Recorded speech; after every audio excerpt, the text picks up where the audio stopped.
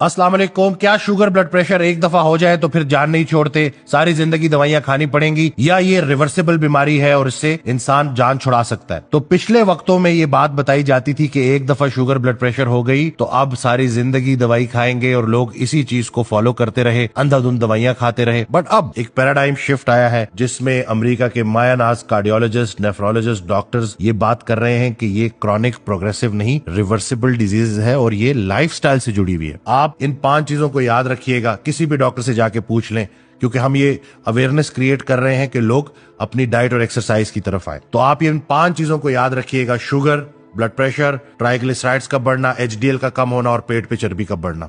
इन सबको कहते हैं मेटाबॉलिक सिंड्रोम, और इनकी रूट कॉज एक है, इंसुलिन रेजिस्टेंस। वजह एक है तो इलाज भी एक है।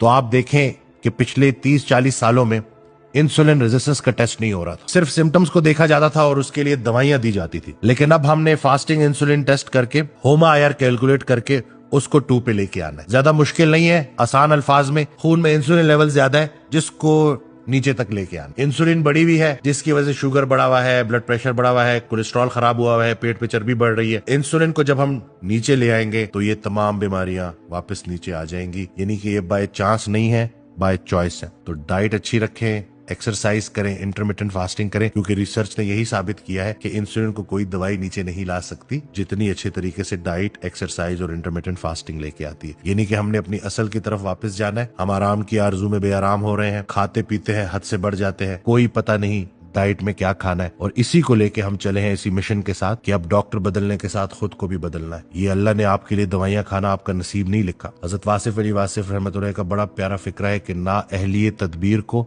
शिकवा तकदीर कहते हैं। तो ये जो आपकी गलतियां है ना, वो आपको इन मुसीबतों की तरफ लेके जाती है, इन बीमारियों की तरफ लेके जाती है। ये अल्लाह की भेजी गई बीमारियां नहीं है, ये हमारे हाथों का कसब है, हमारे हाथों की गलतियां हैं कि हम मिलावट ज्यादा खा रहे हैं, बहुत ज्यादा खा रहे हैं और अपनी सेहत से गाफिल हुए बैठे हैं। ये जो जिस्म है ना, ये भी अमानत है और इसका ख्याल रखना है। इसके मुतालिक भी आपसे पूछा जाएगा। वीडियो शेयर करना ना भूलिएगा, दुआ में याद रखिएगा।